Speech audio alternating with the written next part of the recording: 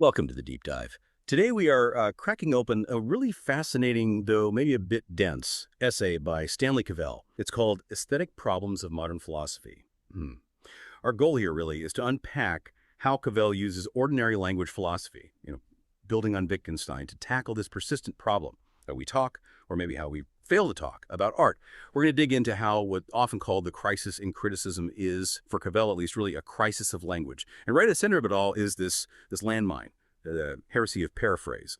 We want to ask, why does just trying to say what art means, in simple terms, get everyone so tangled up? Yeah, and what's really interesting is Cavell sees this as more than just an art world issue. For him, it's a symptom that philosophy itself is, well, kind of struggling. He argues it's one of those periodic crises philosophy goes through, where the obsession with method, with how we analyze, starts to dictate the actual content we look at. Philosophy gets lost in its own tools, essentially. Instead of asking, is this painting good? Or is this poem meaningful? The question becomes, is my method for judging goodness valid? It all becomes very abstract, very theoretical. Right, and it loses touch with actual everyday concerns about culture. Exactly. And Cavell thinks ordinary language analysis can kind of pull philosophy back down to earth by focusing on what we actually say, what we mean when we call something beautiful or true in everyday life. I like that, pulling it back to reality. It definitely raises the stakes beyond just, analyzing poems. So Cavell wrote this back in the 60s, partly responding to critics like Paul de Man. That's right. De Man had suggested that maybe criticism and crisis were basically the same word, that crisis was just inherent in the act of criticism. But Cavell thought the crisis wasn't the critic's fault, but stemmed from the aesthetic problems themselves. Precisely. He felt the problems were real philosophical knots, not just critical failures, and he decided to use Wittgenstein's tools to try and untie them. He focuses on two key examples, two aesthetic problems that really show how we misunderstand our own language when we talk about art. Okay, so let's dive into the first one. This is a big one, isn't it? The heresy of paraphrase, trying to turn poetry into prose. Yes, exactly. This is Cavell hitting back at a very common idea in literary studies, maybe best summed up by Cleanth Brooks, who said a poem constitutes a statement of some sort. A statement, like it contains a nugget of meaning you can just pull out and rephrase. Right, a detachable idea. And Cavell zeroes in on that assumption. He says that's the root of the philosophical mess. It makes sense, though. If you could paraphrase, say, a Keats ode perfectly, just capture its statement in plain English without losing anything. Well, then the specific words, the sounds, the rhythm The art itself. becomes kind of irrelevant, doesn't it? Just decoration around a message. That feels like a huge problem for the value of art. It is the problem, and this is Cavell's central point here.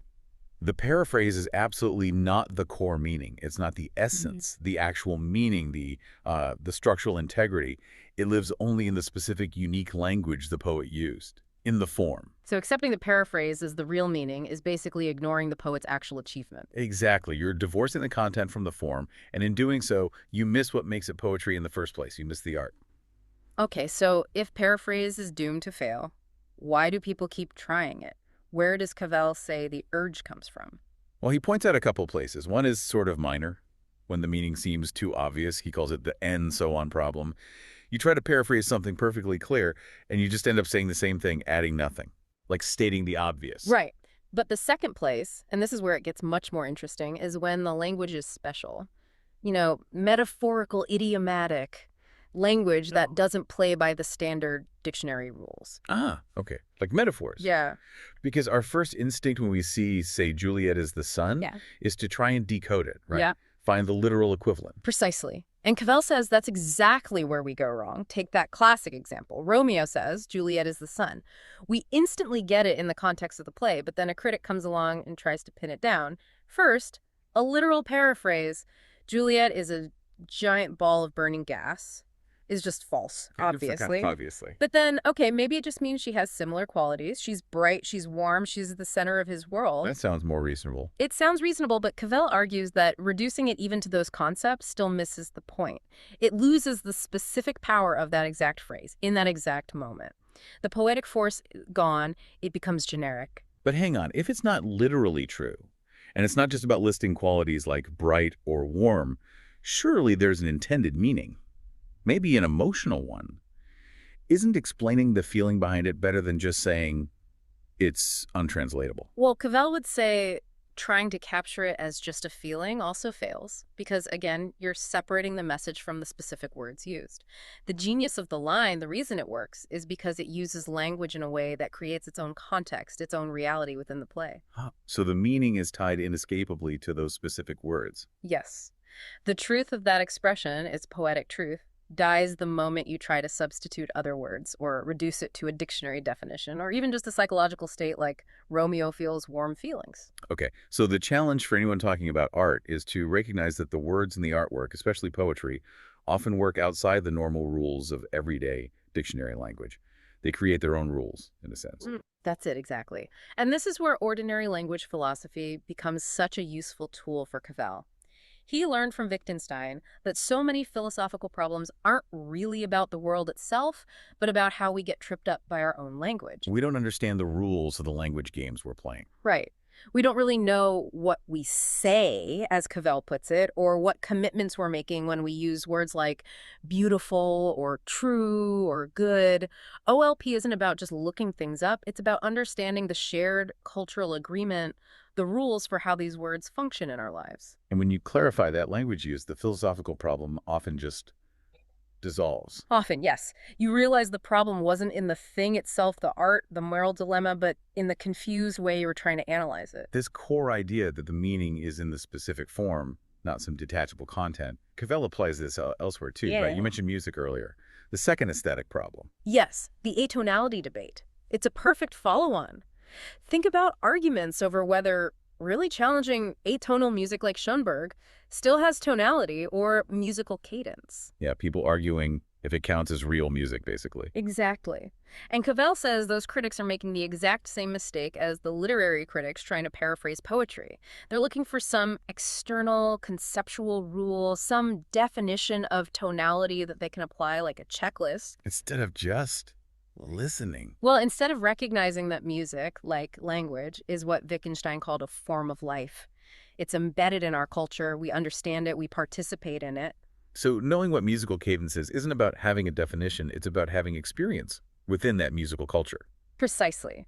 Your understanding of tonality or cadence, it's dissolved, as Cavell says, in your own experience. You can't just reduce it to a simple formula or a scientific principle that works everywhere for everyone, regardless of their background. You know it when you hear it because you're part of that cultural conversation, that language game. Okay, this idea of cultural competence, of appealing to a shared understanding rather than a strict definition, that leads us straight into aesthetic judgment itself, doesn't it? Cavell brings in Kant here. He does. He uses Kant's framework for judgments of beauty.